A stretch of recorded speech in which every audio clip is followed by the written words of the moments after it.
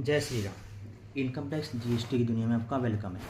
परसों मेरे पास कोई क्लाइंट आया, उसने क्या बोला, मेरे पास एक जीएसटी नोटिस आया है related to the wrong calculation of rule 86B under GST act. तो उसने क्या किया था, उसने बोला सर ये रूल 86 क्या कहते हैं, हमें 1% पेमेंट कैश में करनी पड़ती है of the output tax liability which is generated on the sale excluding RCM component.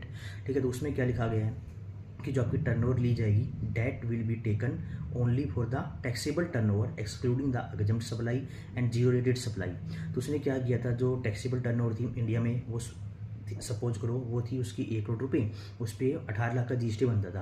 कुछ उसकी जीरो रेटेड सप्लाई थी, उस पर भी जीएसटी लगा था। क्यों? क्योंकि उसने एलयूटी फाइल नहीं किया था, उस पर जीएसटी सपोज करो लगा था 20 लाख रुपये। तो टोटल कितना हुआ, 18 + 20 38 लाख रुपीज़। तो एक्ट क्या बोलते हैं कि 1% आउटपुट टैक्स लायबिलिटी का अपने को कैश में देना होता है। तो उसने क्या किया, उसने ये एज्यूम कर लिया कि हमें टैक्सेबल टर्नओवर निकालते वक्त 50 लाख की लिमिट है, तो 50 लाख की लिमिट में हम exempt supply zero rated supply नहीं लेंगे। तो उसने क्या किया, तो जो 1% की पेमेंट करनी होती है उसमें भी उसने exempt supply zero rated supply को इग्नोर कर दिया। तो बोला टैक्सेबल सप्लाई पर जीएसटी मेरा 18 लाख रुपए का लगा था, तो 18 लाख का 1% उसने कैश में पेमेंट किया एंड रिमेनिंग उसने आईटीसी यूटिलाइज कर लिया। बट जीरो रेटेड सप्लाई पर जो 20 लाख का जीएसटी लगा था ना, उसने उसका 1% पेमेंट नहीं करी, इसलिए उसको नोटिस आ गया, रूल 86B का नॉन कंप्लायंस हुआ।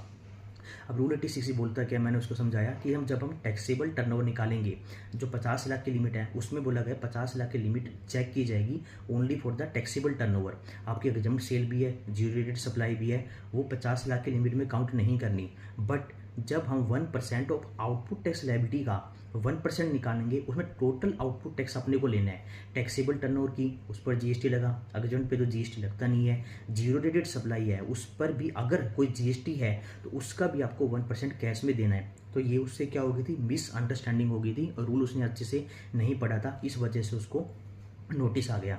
तो जब टर्नओवर आपको चेक करनी है तो उसमें एग्जम्प्ट जीरो रेटेड सप्लाई नहीं लेनी। जब 1% पेमेंट जो कैश में करनी है वो टोटल आउटपुट टैक्स का करना है, डेट इज टैक्सेबल सप्लाई।